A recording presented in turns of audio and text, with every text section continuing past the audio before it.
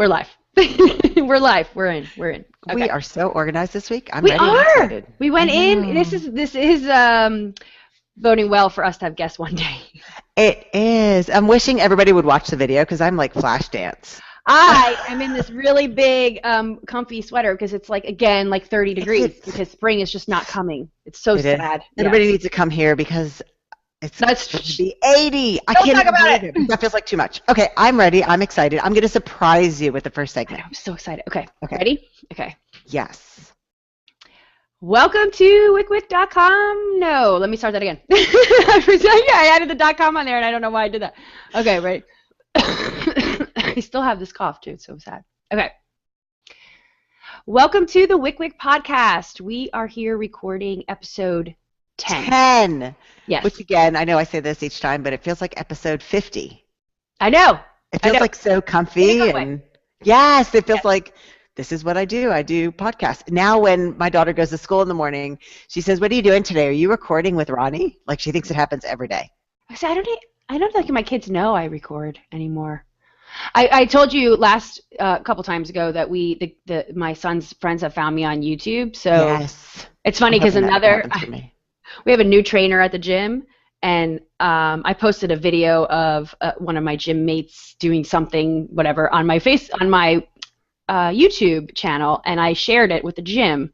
And then the new trainer, he's like, "Oh, I didn't know you vlogged." And I go, "Oh my gosh, he used that word?" Yeah, he did, which was really funny. And then I go, "Well, I don't really vlog. I kind of have an empire." I said, but I'm not going to go there because I was like, he only saw this teeny little slice of my like online life, and I thought, "Oh my gosh, I have like 5 blogs and all these sites and a conference." And I remove my signature with the school stuff. I always take it off because I think I don't want them to know. That's so funny. I don't write about local stuff, but I'm super careful about what eventually I will forget, but for now no one knows.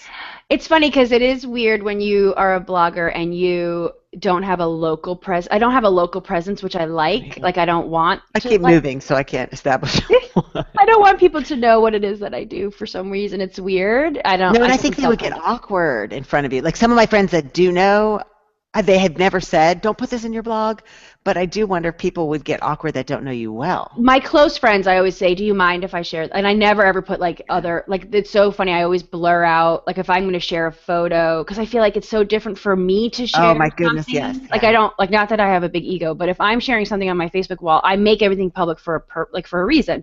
So I think when like my son is at a school function, I can't share photos. It feels really wrong for me to share other kids' photos. So I always blur out everybody else, and you can just see. And I feel like, but my friends or my son's friends' parents, they're always sharing photos, and I appreciate it. But I think they are. Oh my gosh, yes. Because they have private Facebook groups. You're right. Private Facebook accounts. Like they're not. It's not like they're. Gosh. And they probably know all their Facebook friends. Like I know, but I don't know. I don't. And my blog, and we talked about this with the whole WICKWICK concept being shining the mirror back out to the community where it's not about us. And so my blog, it's so much more navel-gazing that I think people probably know at this point, even friends that don't live locally, I'm not really going to write about them. It's so much like, look at me and my child, roots and wings, and it's all like me. The Carla Show. It is very me. I mean, that's what it is. Blogging is what it is for me. Yes. All right. Anyway, I'm very excited because you've been promising to share something with me that I have no idea. So you're going to share it with me and everyone. And I'm okay. Let's just go. Okay, this is super interesting to me. And actually, I had a really long talk with my parents yesterday, and I shared it with them, and they immediately got it. And so I'm curious what you will think. So often we have the same opinion for different reasons, or actually, I think you'll probably have the same positioning that I do. So here's the story. There's a woman on Facebook she shares a lot of really helpful, not exactly applicable to me, it's much more for CEOs, CFOs, people who are managers. So she shared an article which was from the Harvard Business Review, which my dad loved because that's what he reads. And it was basically talking about if you are a team leader, which, Ronnie, I actually did not even know what that meant, but I took it to say I'm the head of my department. Should you be super cautious when you email your team? Should you email them after hours? Should you email them on weekends? Or are you inadvertently sending the message, yeah, I'm working, you should be working? And the article did go on to say, now see, now I'm getting it blurred. I think it was in the article and not my friend, and this is also something I do, that you can indicate it's not important. They don't need to respond then. So I read this and I thought, okay, I'm not a team leader, but I do have people I work with and brands I work with, shared it on my Facebook wall and basically said, I think about this a lot. My entire work life is what I can when I can.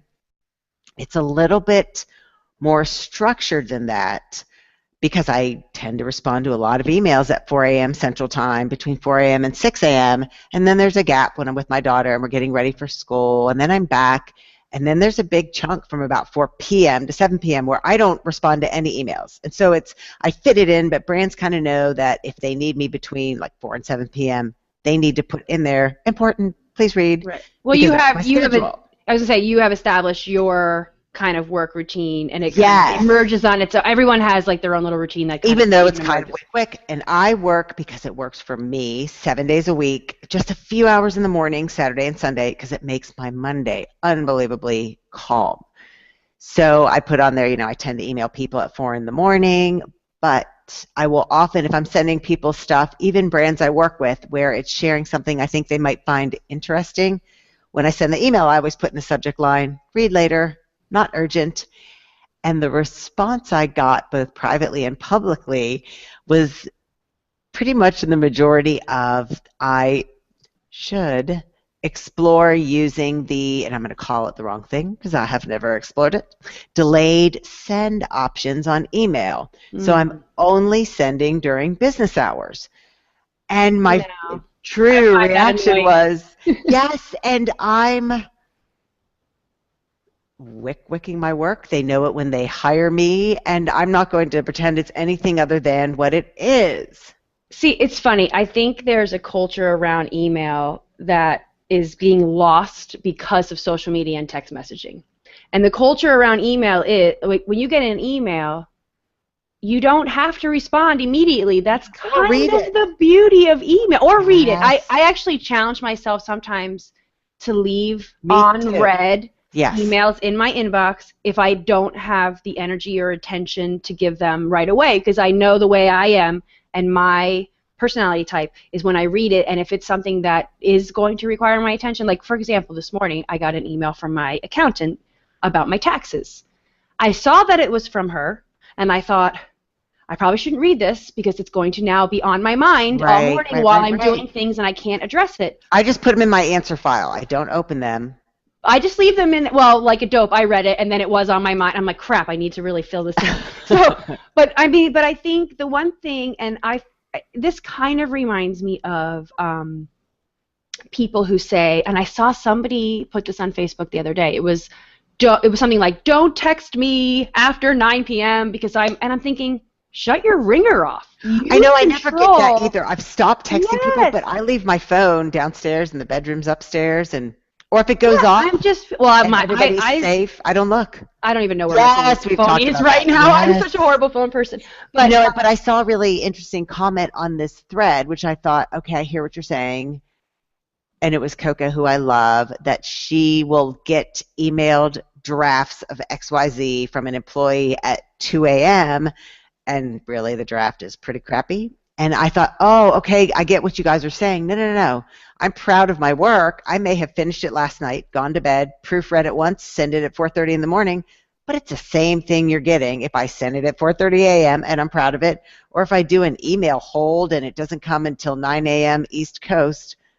No, I have no shame for the fact I wick my life. I don't have time to do email holds. I'm sorry. I'm not managing. I can't. I feel like that is almost passing the buck in a way. I don't need to worry about and manage how other people are going to interpret my emails. And it's game playing. You're right. I don't need to have a facade of I only work between 9 a.m. Eastern and 5 p.m. Eastern. Email, then you can't get to the email until your work. I mean, and really with time zones and the way, I work with lots of people on the West Coast, and I know I had an interaction one time with someone we both know very well, where I was emailed around 5 p.m. my time, which was, what is that? It's 2.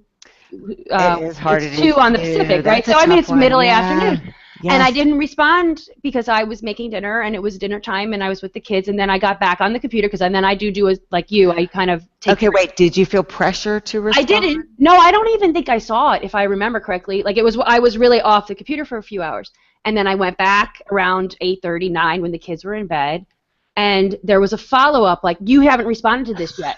No. And I'm like, okay, A, it's been 3 Interesting. hours, and B, I'm like, I'm on East Coast, so See, I gift myself that too. you're emailing me in the middle of dinner. So yeah, I think, it's your time zone's early, mine's late. I'll get to it tomorrow. I think sometimes as humans, as human beings, we kind of have to sometimes stop reading into things. I think we all read into things too much. So I think the article you shared is fascinating. Are you inadvertently telling your team that you should also be working at 4 a.m.? Or are you just, you had insomnia, you decided to work, and you got some things on, and you shot off some emails? Vantage point. Unless you're giving them assignments, that's the way I took it. And it was so, but I tend to do that a lot, and my people know that about me. When I moved from the West Coast back to Central, one of my clients, who I love, Venus Williams, said, so we're going to get emails from you now at 2 a.m. our time zone time. Like, yeah, that's probably right. But people don't care, as you know, and I think maybe it does boil down to, you can WICKWIC anything as long as you're making your best effort. And everybody I work with knows I may send this at 1 in the morning, 3 in the morning, 4 in the morning, but it is my best effort. Yeah, and I don't even think, like, I don't know, like, it's funny because you mentioned the draft. Like, I don't write draft emails. I write an email, I hit send. I don't have time to like draft an email and then resend. But I don't do the drafts. It's when I'm talking about submitting columns. Oh, like an article. I'll reread it in the morning and hit send, but I'm not writing it at 4 in the morning. No. Good Lord, no. And see, it's funny because I think, like last week, this reminds me of, there's two sides to this WICKWIC, this coin for WICKWIC purposes, we'll say. And one is really you finding your schedule emerging, doing what you can when you can, sending emails at 4 a.m. if that works for you or whatever. There's that side. But then the other side would be if you're the recipient of random emails or text messages, you need to then WICKWIC and control kind of your own environment. Like, even though you're getting these emails at 4 a.m., like, I know sometimes you'll send me something, usually because I'm up at 5 to go to the gym, and I'll notice an email before I go to the gym, but it's like, I always bank on the fact you won't read it. Yes. Yeah, I'm putting on my gym clothes. I'm like, I don't have time to read this. And then at 7:30 when I get home from the gym, then I'll respond to you. So it's kind of like you have to take ownership and, I don't know, be confident to go, well, this is when I got to it. And you don't even... Yes, it goes back to the you made me feel whatever. Yes, oh my God, I didn't make you feel anything. I imagine all of my brands having a file that says Carla, and they come in and they just shove them in there. Because I always think about that. I know it's your time to go to the gym, but I've got time then, and I figure she's not going to read them. And if it's urgent, which it never is, right, I would put, I need a response, but otherwise, yeah. The you made me feel, we need to do a whole podcast on the concept of you made me feel. Because I am guilty of it. I know, and I had a big argument with my best friend from grade school. And I said, and she, I'm tired of you making me. I'm like, I can't make you feel anything. Long time ago, and I was like, I can't make you feel anything. I can't make. But then I know I'm guilty of it because I'll tell my husband, well, you make me feel guilty if or you make me, And I'm thinking, no, he doesn't. I feel that way. Let me own my feeling. Yeah. And his reaction is separate. The movie The Birdcage. Have you seen The Birdcage? I love that with Robin Williams and Nathan Lane. When Nathan Lane is giving him a litany of things that he makes him feel, and then he screams, "I'm short," and Robin Williams says, "I made you short." And it's almost as, I use that with a 9-year-old as the example, and we both laugh, but it's like, that's how ludicrous it is that I made you feel whatever. It's the same way I made you short. Kind of thing. Yeah, exactly. No, it really is. And I think once you, and again, it's hard. And I think for me, I catch myself. Oh my gosh. Having those thoughts, and it's so empowering to own them and go, no, his actions are completely separate from the way that I'm feeling.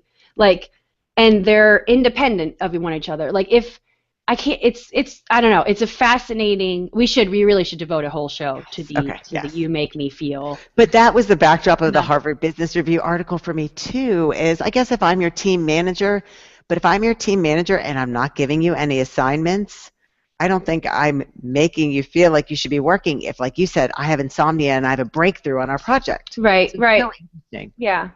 It's fascinating. We can't, and I'm going to fall back on the concept of there is a point, and I think maybe this is a very female thing too, right? That we want to absorb and worry about what impression we're giving other people all the time, or how we're making other people feel. We worry about how we're making other people feel, and we're kind of Good taking point. on that all the time. And I think it's really freeing when you could still be respectful of people's feelings, but not to the point of it becoming debilitating for you, where you're like, I can't send that email. Oh my gosh, da, da, da. And then you're now absorbing that stress. I feel like it's much healthier to do what you can when you can, and then if there's send it, and then I thought that is just the email delay seems like the complete opposite of WICKWICking everything. I thought beyond the fact that's a whole 80,000 step process I could never figure out. No, I'm not going to play games. It's done. I'm sending or whatever it is. There is no gameplay. It's funny because we both work for ourselves, so I sometimes feel like our situation is really different, and we have to be mindful of people who do have like 9 to 5s kind of concept. Like my husband, for example, he works at home, but he has a boss, and they have hours, and he needs to be available between the hours of 9 to 5 or whatever. So it's a little bit of a different culture, but at the same time, like it took me like years of working for myself to walk away completely on weekends. And go, no, I can do this too. Like, and I'm like, it's the weekend, and I really, I'm barely on my computer anymore compared to, 3 or 4 years ago, where I did feel like I worked through those days. But yeah, we have to manage everything. Yes, and it is that. Yes, I do. For me, what's working right now is doing like an hour or two Saturday, Sunday, early morning, and then my Monday is freaking awesome. I am so set for the week, and it feels so good, but you're right, it's totally different approaches. It's funny because I do wake up on Monday and go, oh my gosh.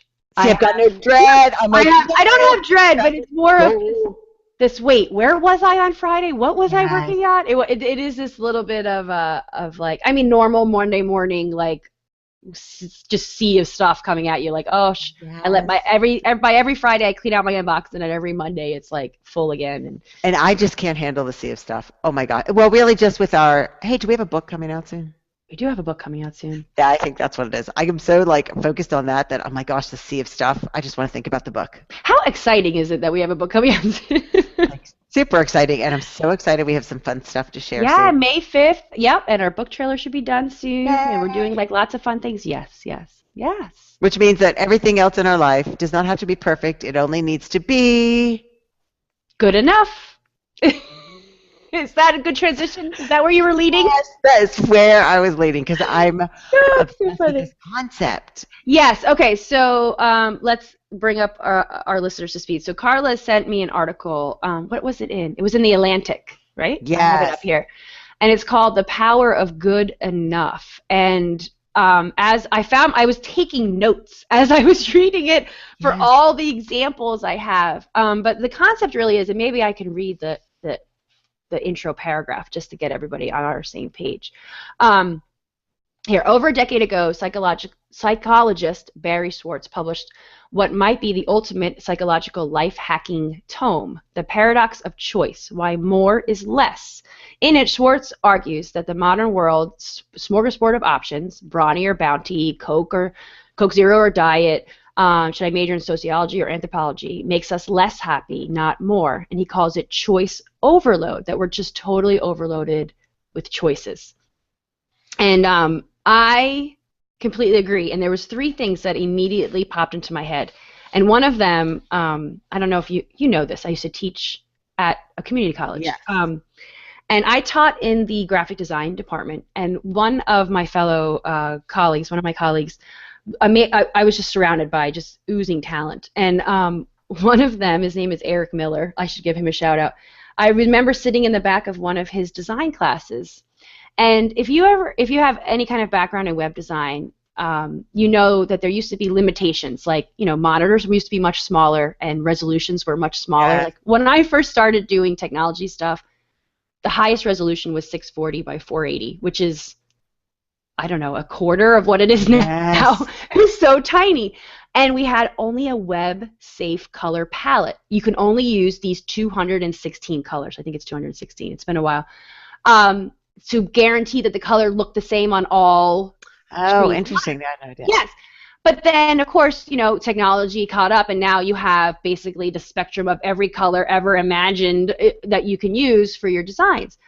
And he was talking one day to his class, and he goes, and now this is a really established graphic designer. He goes, I still, even though I can use any color I want, I still only use the web-safe color palette, because if you can't design with 216 colors, you can't design with 3 million. Oh, interesting. That's an interesting point. Yes, and I thought that's really.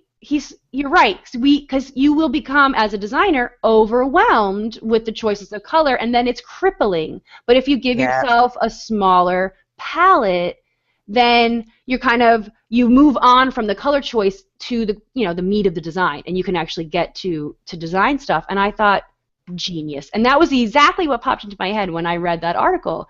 And I think we can apply it almost across the board with.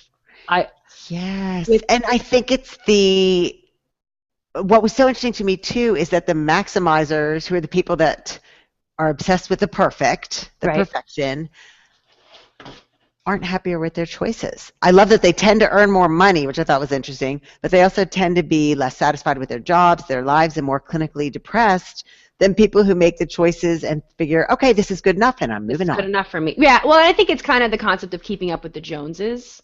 I grew up with a mom. She used to use that phrase all the time. We can't keep up with the Joneses. Oh, we can't keep up with the Joneses. That was like something that was really. I mean, you could see it. People's houses are getting bigger and bigger, and now you need a bigger house because so and so has a bigger house, or a better car because so and so has a better car. And there's this, and that's what the article was talking about. The sense of you are perfectly happy until you see someone has something better. Or I had a great time at this party, and then I go to Facebook, and I'm like, oh, crap, there were 8 other parties happening in Austin. Now mine's no longer the best. Yes, the fear of missing out. You use that a lot. Yes, the FOMO. I know, and I thought it's interesting. I hadn't seen this whole concept until I stumbled upon Renee Seiler, who I love from back in the day, and I'm going to get this wrong. I want to say she was on the CBS morning show. I remember this was it. Starting out the brand new day. Oh, do you remember that one? I do. But I love her, and she launched this whole thing. It feels like years ago now. Good Enough Mother. And, of course, she's so smart that she uses the acronym GEM all the time. Oh, so I'm like, oh, the GEM. Yes, but it's that everything she does, from this is what we had for dinner, I'm going on a work trip, couldn't be at my daughter's concert, we'll just Skype before, good enough mother. There's no beating herself up. She does her best. She moves on.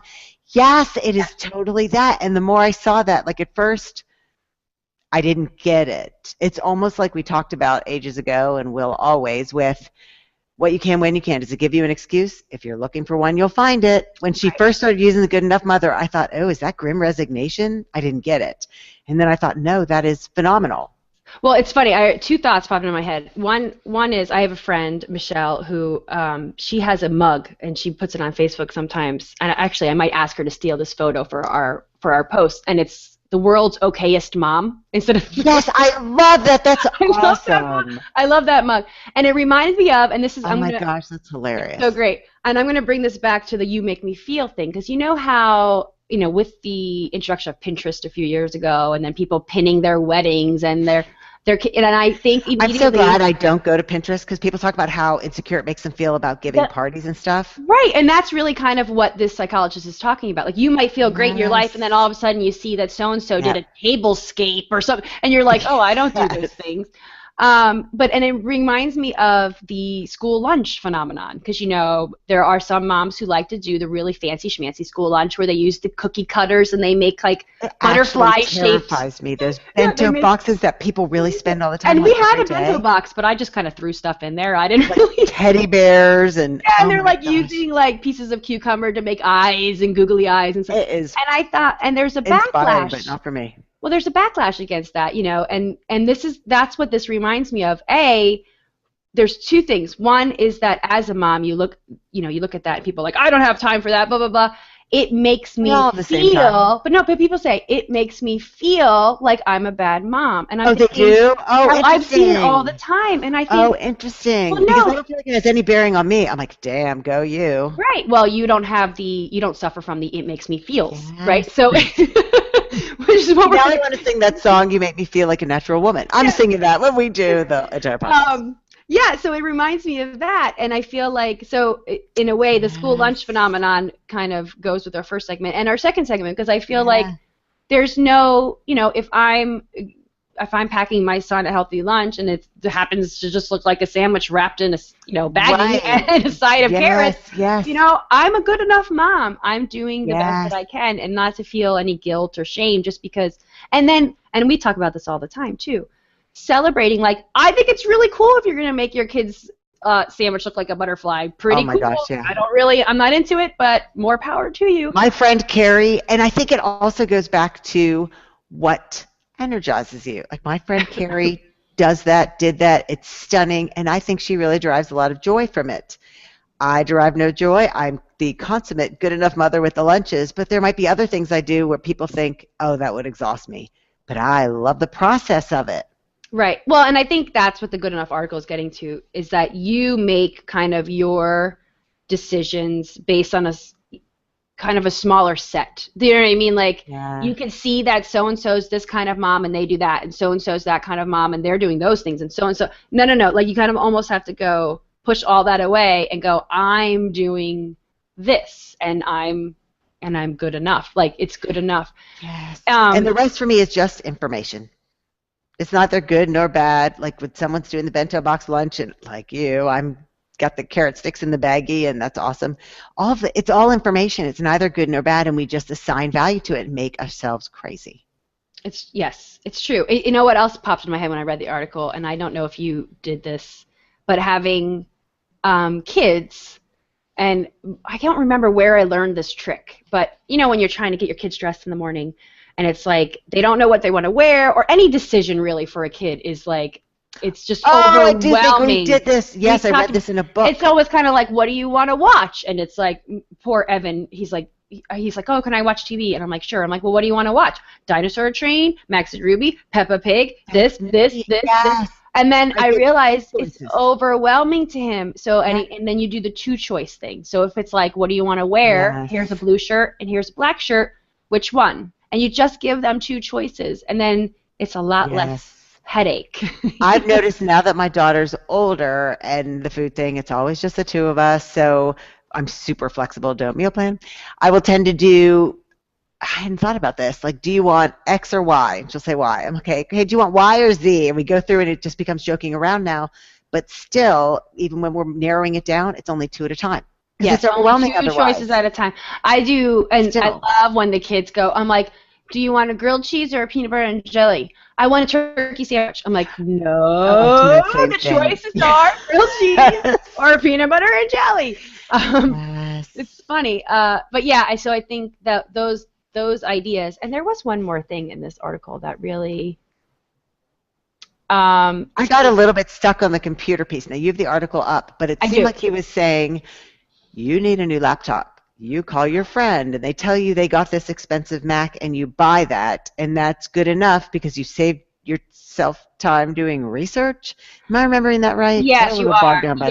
Yeah, it says whenever you need a new laptop, call up one of your Maximizer friends. So, because who of your friends have to have the best of the best. Yes, the Maximizers, people who feel they must choose the very best possible option. But I got confused too, by the way, that people who settle for good enough are called satisficers. Yes. Tisficers. See, yes, but I feel like the good enoughers is kind of going along the same lines of the people who practice daily gratitude. If you're grateful for what you have, you generally are satisfied. If you're constantly going, I wish I had a better car, a bigger house, blah, blah, blah, then you're never satisfied, and you're constantly trying to kind of outdo or maximize every area of your life. You know what I mean? Be the best, have the best. And it to me becomes like it's the shell. I mean, I love Renee. I know I'm biased, but she's very open. I mean, she comes from a TV background, which is very about the vessel, and it's very polished. And now she'll share pictures of herself looking amazing going back on television, or just kind of raggedy at her 5 a.m. workout. And so it becomes keeping up that veneer. It feels like the maximizers always have that veneer of everything's perfect. I have the best car. It's all the outer shell.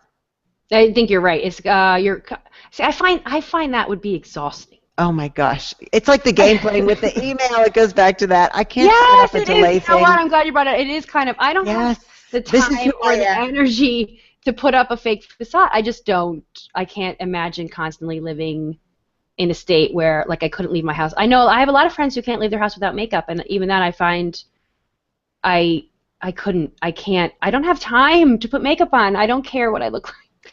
And I think it goes back to that, because I used to say to people, I haven't been to a, sad but true, like, hair salon in, gosh, like 20 years, just supercuts in and out. And then I always keep going with, it's not that I don't have the time, because we all have the same hours, it's just not my priority. Yes. I'd rather get out of the house and go to doing whatever I'm going to do.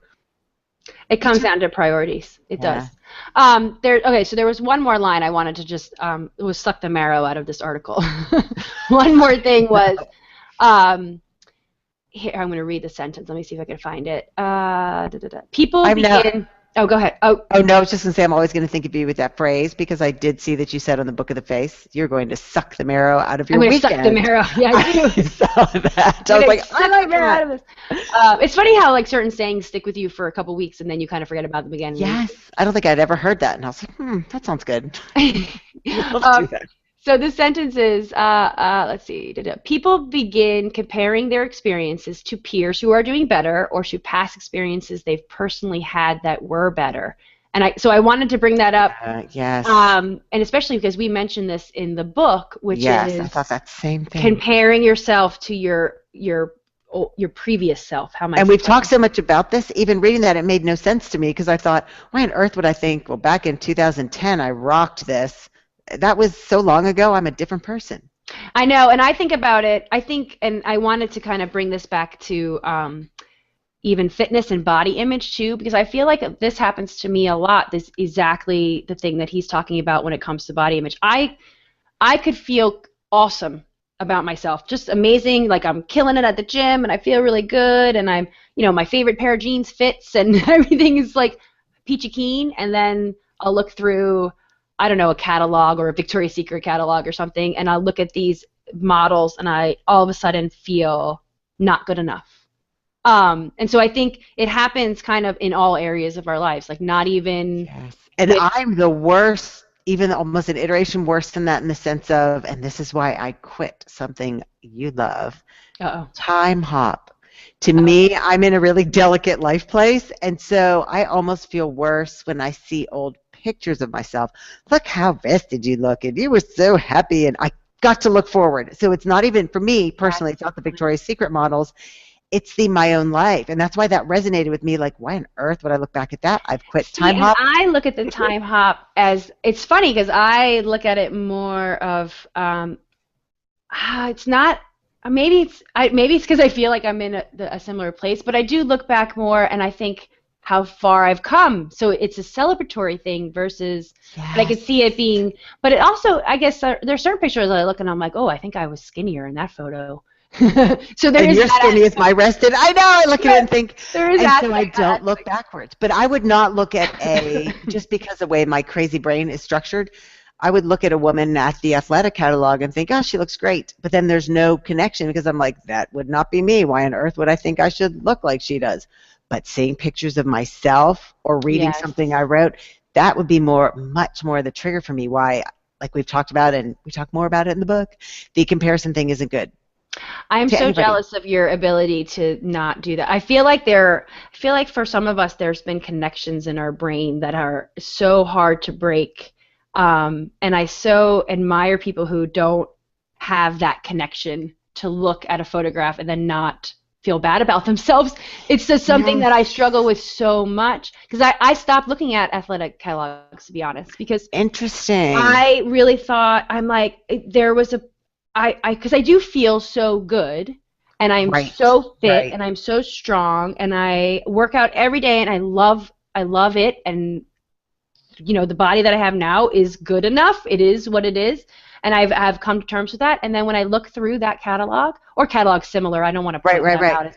And I think, because my original thought was, I'm an athlete now. I am one of these people, and I'm going, I still don't see myself represented on these pages. Why is that? And then I start to get a little depressed. Like, I know it's probably naive or whatever, but I just go, they're not athletes, are they? I've struggled with that specific catalog, that they are models, not athletes. They're not athletes, yes. And so I think as I'm paging through and I'm thinking, well, this is great, except I still have curves, and I still have cellulite, and I still have this, and I think I'm not going to look as good as she does, even though I work out 6 days a week, and I run, and I lift weights, and I do. Why? If that were exactly me, if like there was a woman in there who had a dog and a husband who's gone Monday through, like it was my doppelganger, and she looked better in it, maybe I'd think, well, crap. But I'm like, this lady does not have my life. Not that my life is harder. It is just different. My genetics, anything. And I wonder what it is. I know. I wish I could I wish I could like take that little part of my brain and like for me it's all information. And it's just interesting. I know. I always used to joke that if I could capture it, I'd be on Oprah. But my whole life, everything is information, and any value. I wrote a post today that a lot of people didn't care for about binge watching shows and how I can't stand the phrase. But we assign power to words. And so in that one instance, I didn't do very well with it. But for most, everything is just information. We make it good or bad. That's true. Such a great and interesting podcast episode to me. I hope everybody else loves it. Well, that article was really, like I said, as I was reading it, I was like, oh, this reminds me of, oh, that reminds me of, oh, yeah, I do that. Like, it was one of those things where it kind of put a concept and word, and it just defined kind of how I felt already about things, which is I would love to have Renee on as a guest someday, because I'm curious whether this just came to her as an epiphany, because once you hear it, it's like, that is so obvious. But I bet it took forever to come to that branding place of good enough mother and capture the words and all of it. It's funny because I do want to, have you seen Whiplash? The movie Whiplash, the one that was nominated. So the movie, it was nominated for Best Picture this year, the Oscars, and it's really a story about a really talented drummer who wants to be the best drummer. Oh no! And it's an amazing movie. I mean, we've talked about this, but I'm a big movie fan. But that movie really explores, in my opinion, what it takes to be great. And the sacrifices someone needs, you need to see it. It's really interesting. The sacrifices that someone needs to make to be great. And I think sometimes when we talk about good enough and, be like feeling settled and accepting, being grateful for what it is that we have instead of always striving for more, I think about the other side of the coin, because me, I play devil's advocate with myself all the time. And the other side of the coin is, well, if you really want to be great, I mean, you're talking like the Hemingways of the world and the Scorseses and the people who, when you really want to be great, you almost have to know that the sacrifices that it takes to do that. And in the movie, they explore like how he can't have a relationship and how he can't have, you know what I mean? Not never going to be great at every single thing.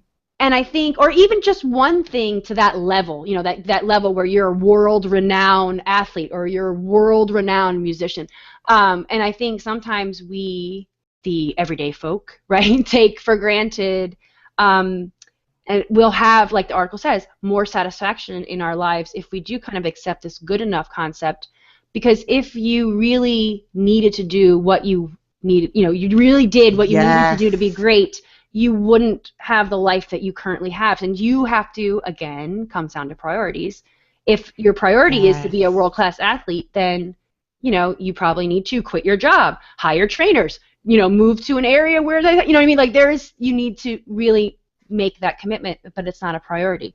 And even that iteration less, and I know I've brought her up before, but Jody, Truth to Being Fit, looks phenomenal. I think she's 57 now. Yes, I will constantly call my husband over and say, look at this picture of Jody. She looks amazing. I will never look like that at her age. And he's like, oh, don't put yourself down. I'm like, no. I know how committed she is. And it goes back to good enough. I didn't have the words, but it was this is good enough for me. It is, the sacrifice to be great. I appreciate it visually. This is good enough. Right. Well, and I think that's what's empowering. It's empowering when you have when you have that revelation of, I don't want to do what it takes to do that. That's exactly what I said to him. And it's a choice that you own, not, I'm totally going to do this and you fail yourself. No. I know I am not going to do this because I am choosing this. Yes. And it's a choice, and it's a conscious decision. It's so interesting. Yes, it's so interesting. Okay, I feel like we're probably going to go way over again. We are. I'm excited to talk about our WICKWICK of the week because I have one to start with, a woman I went to college with. So when we're ready, I'm so excited. Okay, so we're going to go, all right, we'll go right into the WICK. You want to do your WICKWICKer of the week first? Because I also have my own WICKWICKer of the week. Okay. Well, I'm super excited about this. This is a woman I went to college with who, I saw this on Facebook, got her permission in college. It didn't work out, maybe a little bit, and since, we graduated back in the dark ages, but she has become one of those women who's hardcore marathon runner. I think her goal is still to do a marathon in every one of the 50 states. Oh, that's such a cool goal. I think she's super close, but then she got injured, and she had to completely stop running, which huge for her and such a sacrifice. And I saw that she put on Facebook, because now she's walking those marathons.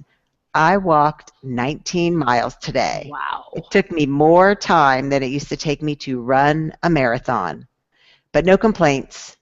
And this gave me chills. Do what you can with what you have, where you are. I brought a card with this quote, just keep moving forward. And I thought, and then commented and said, I need to use this, Allison Black.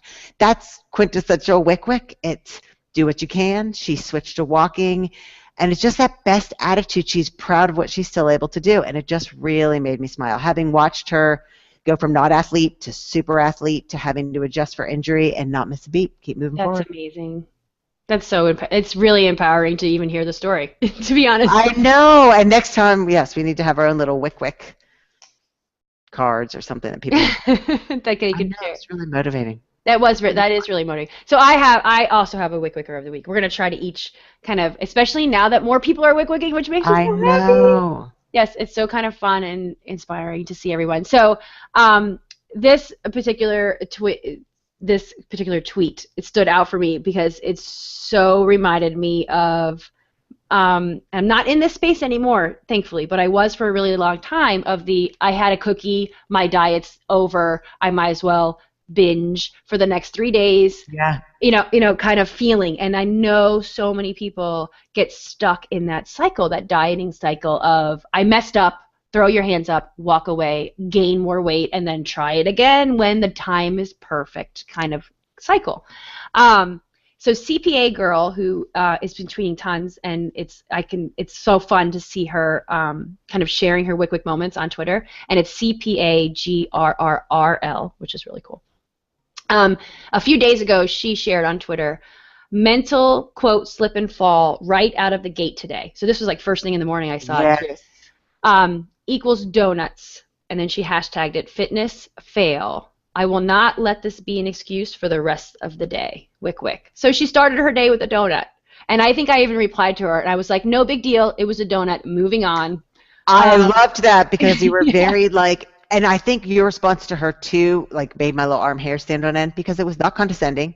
It was just very information. It's not a big deal.